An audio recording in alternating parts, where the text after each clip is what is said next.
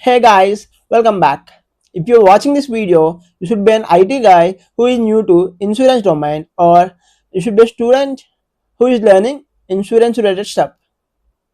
If you're watching our video for first time, please hit subscribe button. Okay. In this video, I want to explain about basic terms of P&C insurance. If you are learning any domain, it's not only insurance, you should be aware of basic terminologies in that domain, else you will be confused when we are going through concepts. So today I am going to explain about P&C insurance basic terms. So let's get started with what is P&C. In P&C insurance, P stands for property and C stands for casualty. Okay, is it okay if you know just P means property, C means casualty? No, right? Let's dive a bit deep into it. P means property. It can be your home or your vehicle or your commercial property.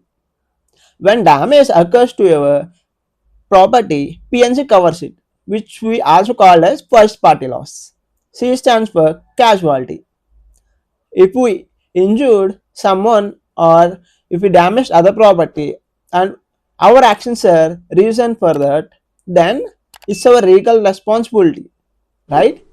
Where P&C covers it. It means here P&C covers both first party where our property is damaged and C casualty others property is damaged due to our action, which is known as third party loss. It covering both first party and third party loss. I hope you got some idea what is P&C. Now let's go to basic terms now. What is policy? Policy is nothing but legal contractual agreement between customer and insurance company where it defines financial protection given to the customer, and it also explains about what are the specific risks covered under the policy, what is the amount need to be paid to keep the policy active, and many more. In simple technical terms, I can also say it's agreement between insured and insurer. Who is insured here and insurer here?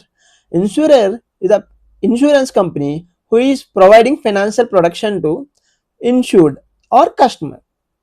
Who is insured? Insured is nothing but the person or entity who is getting financial protection from insurer. And what is premium? It is the amount paid by policyholder to keep the policy active. Premium can be paid monthly, quarterly, half yearly, annually. It depends on how the policyholder agreed with the insurer to pay amount for or to pay premium for. Okay. Now let's go to our next term. What is risk? It is possibility of loss. Let's assume I own a car and I can meet with an accident. It's a possibility of loss, right? And what is exposure?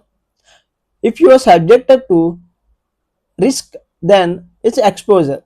Let's assume I'm driving the car daily and I was subjected to more chance of risk, right? And what is loss? If risk really happens, it's known as loss. Remember it carefully, guys. Risk is nothing but it's a possibility of loss, but when it really occurs, this is known as loss. For example, I'm driving a car and I met with an accident and it will now cost me $50,000 for repair that car. It's a financial loss, right? And what is hazard? Hazard is a condition which will increase chance of loss. Let's assume I'm driving car recklessly or I'm driving car under consumption of drugs. Then it will increase chance of loss, right? It's known as hazard. What is coverage? Insurer agrees to pay for specific risk the loss occurs. Let's assume I own a home and due to some natural disaster, my home got damaged. It needs some money to get the repair done, right? If it is really covered under the policy, then insurer will compensate for it. What is a claim? It's a formal request made by insured to insurer to compensate or reimburse for the repair cost or financial loss occurred if it is really covered under the policy. Deductible. It is the portion of loss where insured need to pay for insurance company before insurance company will pay for the loss. Let's assume my home got damaged due to some natural disaster, and it will cost me around 100k dollars. Now I need to pay 10k deductible first. Then insurance company will pay for loss for other 90k dollars. What is indemnity?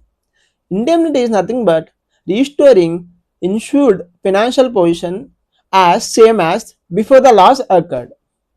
I hope you guys got some idea about what is PNC and its basic terms. If you like this video, please comment it in comment section. So it will encourage me a lot. If you want any topic to make a video on, please comment it in comment section. I'll try to make it as soon as possible. Thank you.